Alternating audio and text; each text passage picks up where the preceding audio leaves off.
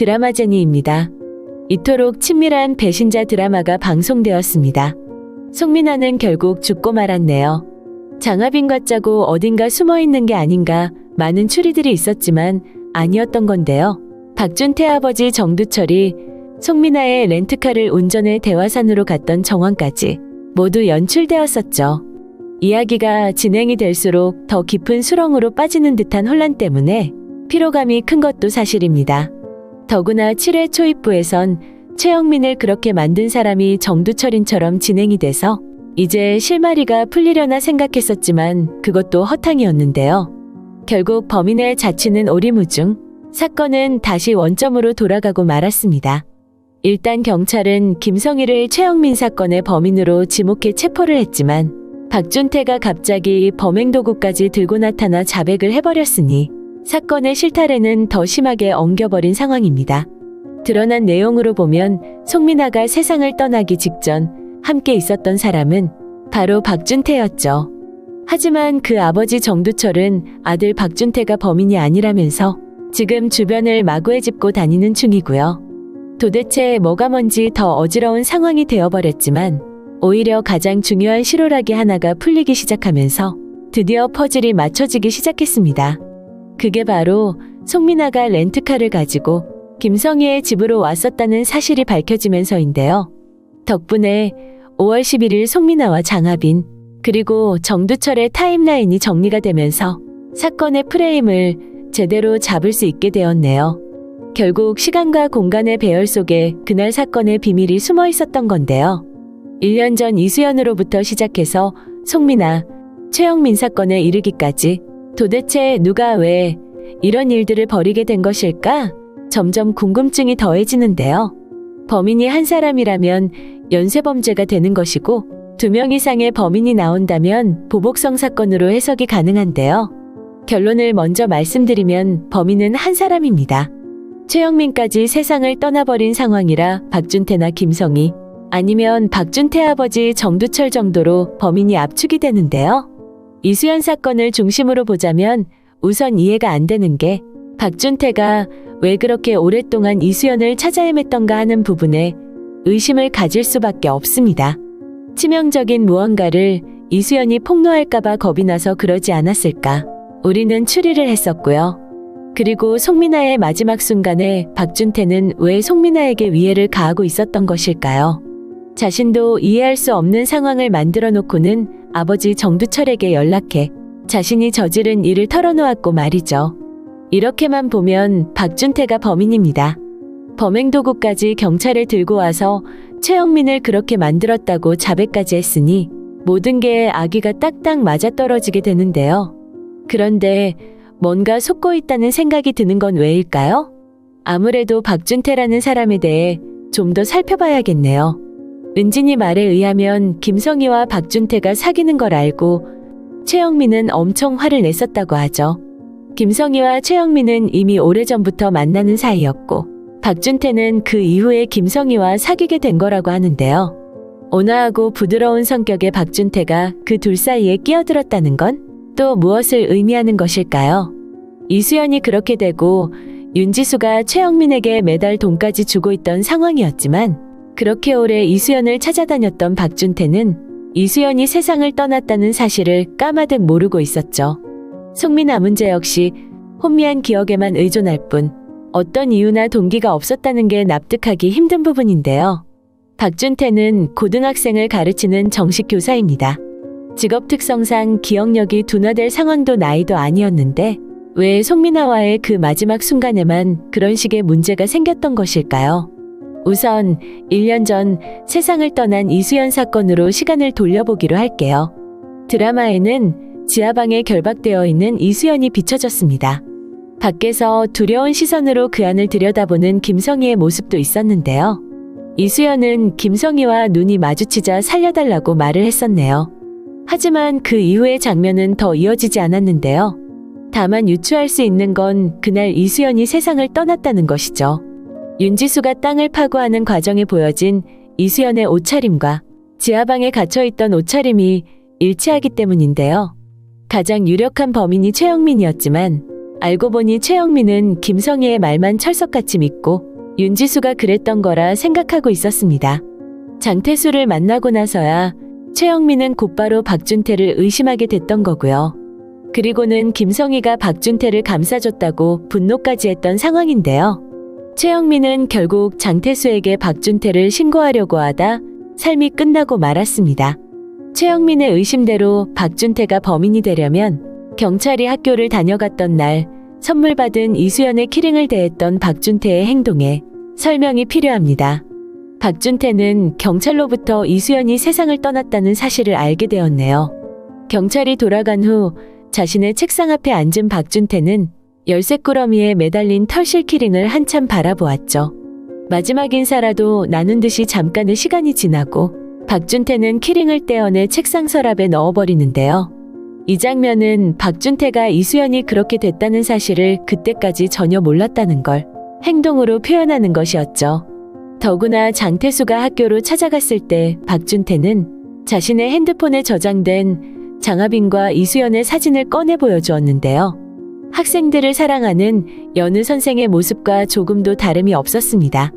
며칠 전 최영민이 세상을 떠나고 장태수가 자신을 찾아왔을 때 신문하는 장태수의 반항이라도 하듯이 박준태는 거기서 장하빈을 보았다는 말을 했습니다. 정두철이 자신에게 장하빈을 거기서 봤다고 강조를 했기 때문에 그냥 던져본 말이었는데요.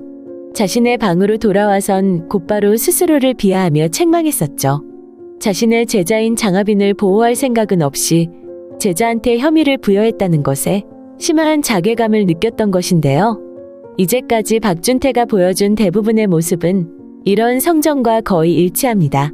그런 착한 성정을 가진 박준태가 이수연을 찾으려고 떡볶이집 아줌마까지 찾아가 연락을 달라고 한 이유가 뭘까요?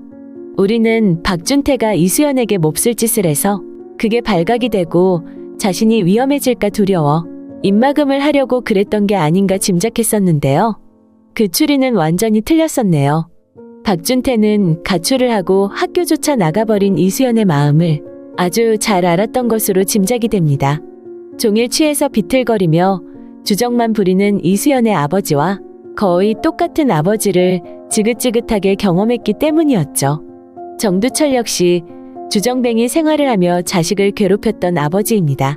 아마도 돌아가신 박준태의 엄마는 아버지가 그런 사람이라는 걸 알고는 박준태를 낳았지만 결혼식도 올리지 않았기 때문에 정두철이 아닌 자신의 성을 따서 호적에 올렸던 것 같은데요. 하지만 병으로 세상을 떠나게 된 엄마는 하는 수 없이 어린 박준태를 정두철에게 맡길 수밖에 없었겠네요. 박준태는 이수연과 다름없는 삶을 살다가 정두철이 2009년쯤 감옥에 들어가고 나서야 비로소 오로지 자신의 삶에 집중할 수 있었던 것일 텐데요. 그래서 이수연을 도와주고 싶어 그렇게 애타게 찾아다닌 것입니다. 자신이 그런 상황을 다 경험해봤기 때문에 이수연이 비관하고 자포자기해서 나쁜 곳으로 빠지게 되면 어쩌나 걱정 때문에 고등학교라도 마치게 하려고 애타게 찾아 헤맸던 훌륭한 선생인데요.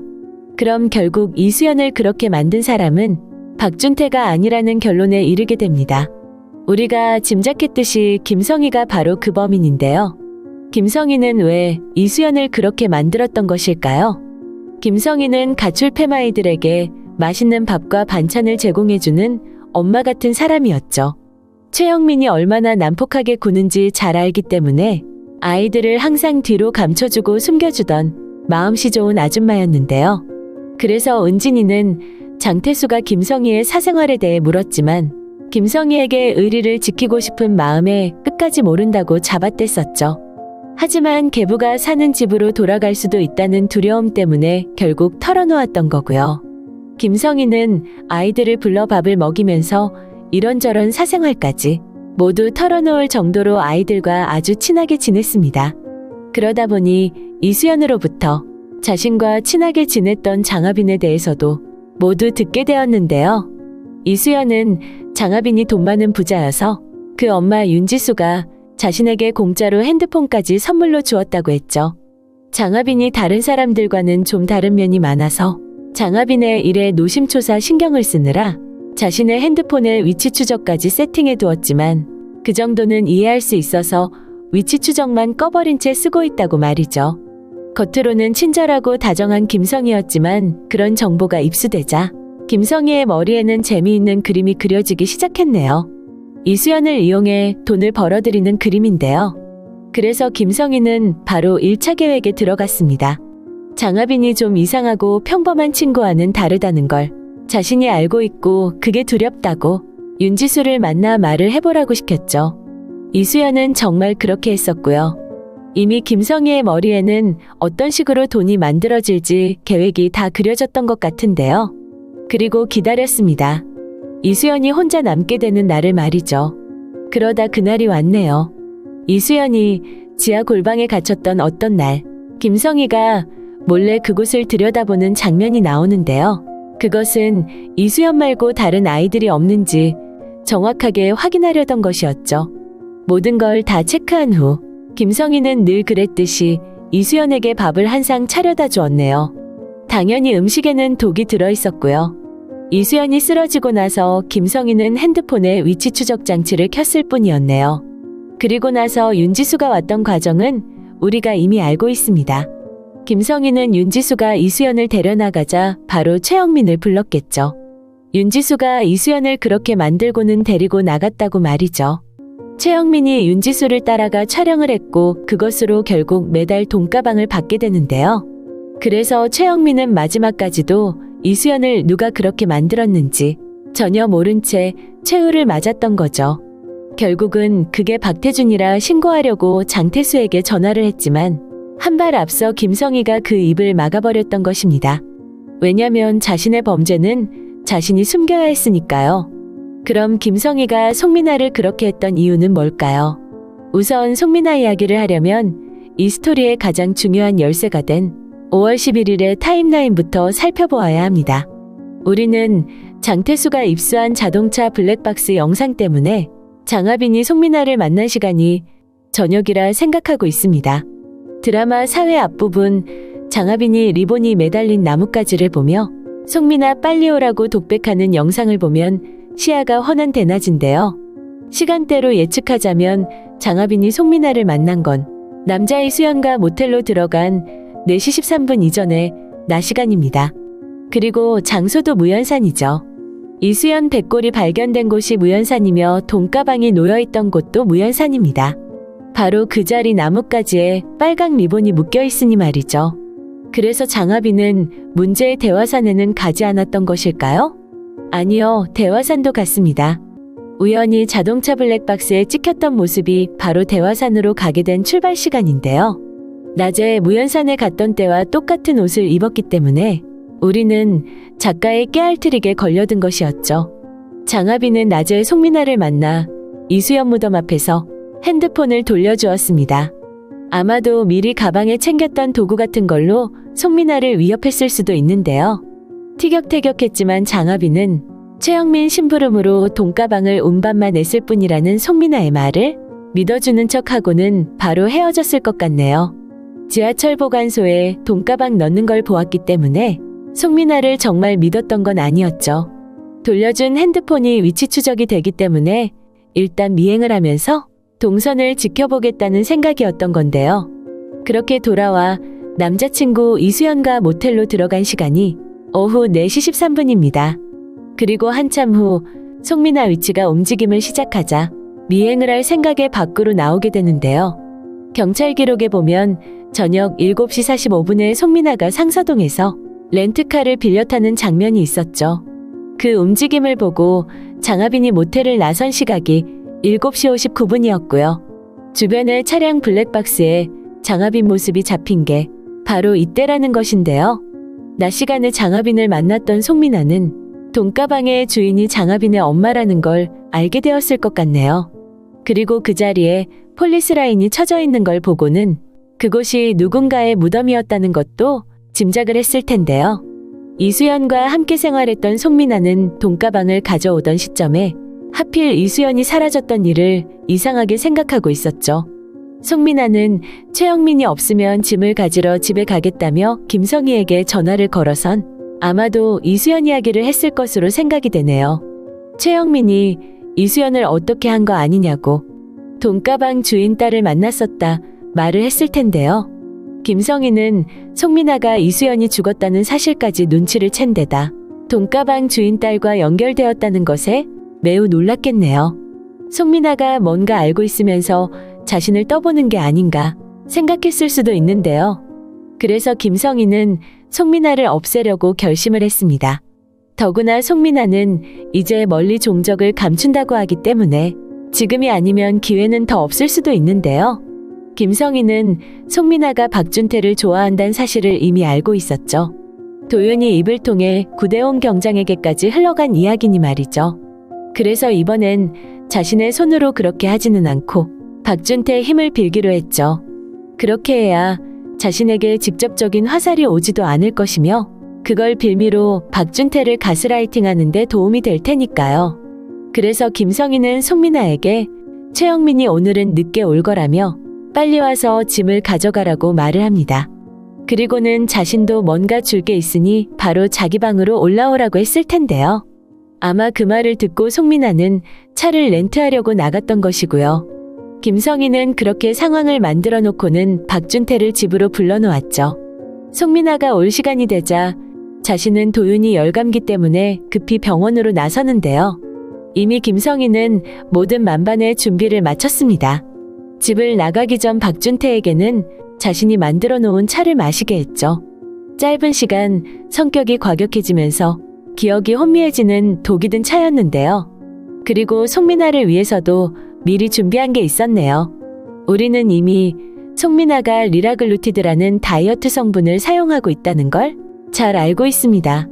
대화산의 창고에서 발견된 혈액에서 미량의 그 성분이 검출됐고 구대원 경장이 찾아낸 송민아의 SNS에는 다이어트에 쓰이는 성분이라면서 중고거래 내역이 나와 있었는데요.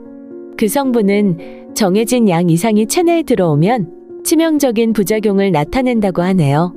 심한 복통과 메스꺼움, 구토 증상뿐 아니라 심박동수가 갑자기 증가해 극심한 고통을 받는 경우가 있다고 하는데요. 가출팸 아이들과 친했던 김성희 입장에서는 송민아가 그 성분을 사용한다는 걸 당연히 알고 있었겠죠. 부작용을 유발시키기 위해 송민아가 좋아하는 간식에 그 성분을 녹여 넣는 건 그렇게 어렵지 않았을 거고 말이죠. 박준태가 송민아에게 뭔가 위해를 가하는 것처럼 연출된 장면을 살펴보면 송민아의 벨트가 풀려 있고 바지허리 단추가 풀렸으며 티셔츠는 몸이 드러나도록 위로 말려 올라가 있는데요. 잘못 보면 이상한 장면으로 보일 수 있지만 송민아가 갑자기 심한 복통과 구토증에 심박수가 요동치는 고통을 호소한다면 박준태 입장에서 할 수 있는 일은 우선 침대에 눕게 하고 옷을 풀어줘서 편하게 만들어주는 것밖에는 방법이 없었을 것 같네요. 하지만 박준태는 이상한 독을 먹었기 때문에 정신은 아주 혼미한 상태였던 것이죠. 그 상황에 송민아는 기절을 했고 병원에서 돌아온 김성희는 방문을 열게 되는데요. 그 다음은 박준태와 정두철의 대화로 짐작이 가능합니다. 갑자기 정신이 든 박준태는 자신이 송민아를 어떻게 만들었다 생각을 하게 되고 김성희는 박준태에게 빨리 집으로 돌아가라고 했겠죠. 오 팀장이 확보한 수사자료에 보면 우울한 표정으로 돌아가는 박준태 모습의 사진이 나옵니다. 박준태는 돌아갔고 김성희는 잠깐 기절한 송민아를 보고는 자신이 준비했던 대로 뒤처리를 했겠네요. 밖으로 나갔던 박준태는 아버지 정두철과 통화를 하고는 책임감 때문에 다시 김성희 집으로 왔을 것 같은데요. 박준태는 이미 심장이 멎은 송민아를 안아 렌트한 차에 실었을 것으로 생각이 됩니다. 전화를 받은 정두철이 박준태를 만난 건 렌트카에서였겠네요. 만일 그때 정두철이 김성희 집으로 찾아온 것이라면 나중에 송민아 아버지라면서 김성희를 위협한 건 말이 안 되는 이야기죠. 정두철은 자신이 알아서 할 거라며 박준태를 차에서 내리게 하고 혼자서 어디론가 달렸습니다. 대화산에 다다르고야 차 속도를 줄였던 것이고요. 정두철은 아무도 몰래 흔적도 없이 송민아를 없애려 했었지만 갑자기 비가 내리는 바람에 어딘가 비를 피할 곳을 찾았네요. 그곳이 바로 사건이 난 그 창고였던 거고요. 비 쏟아지는 늦은 저녁이라 그 누구도 알아채지 못할 거라 생각한 정두철은 창고 안에서 송민아 없애는 작업을 한 뒤 어딘가 묻으려고 밖으로 나가 땅을 팠습니다. 하지만 얼마 파지 않은 채 곧 멈추어야만 했네요. 위치 추적 프로그램이 알려주는 지점을 찾아 장하빈이 점점 가까이 오고 있었기 때문입니다. 정두철은 어둠 속에 누군가의 인기척이 있고 계속 자신 쪽으로 다가오자 하던 일을 멈추고 차에 올랐죠. 그리고는 그를 쫓았던 것인데요. 그 이후의 장면은 우리가 드라마에서 보았던 바로 그대로입니다. 결국 장하빈의 핸드폰은 거기서 잃어버렸던 게 맞았던 것이고요.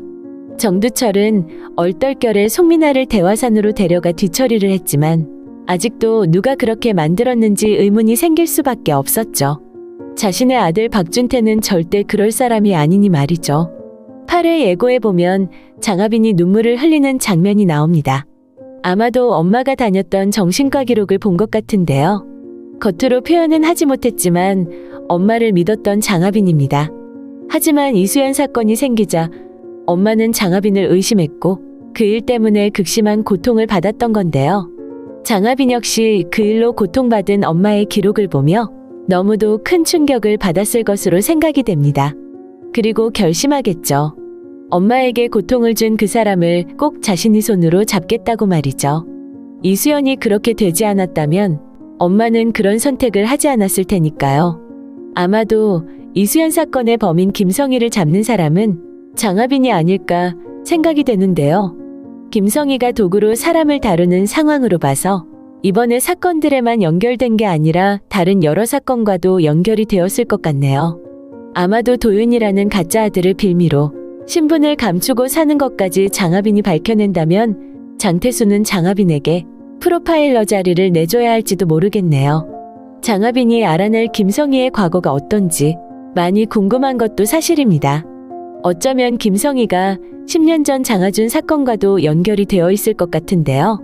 중간에 정두철이라는 인물이 나타난 것도 예사롭지 않은 일이기 때문에 남은 회차들이 더욱 흥미진진할 거라 생각이 드네요.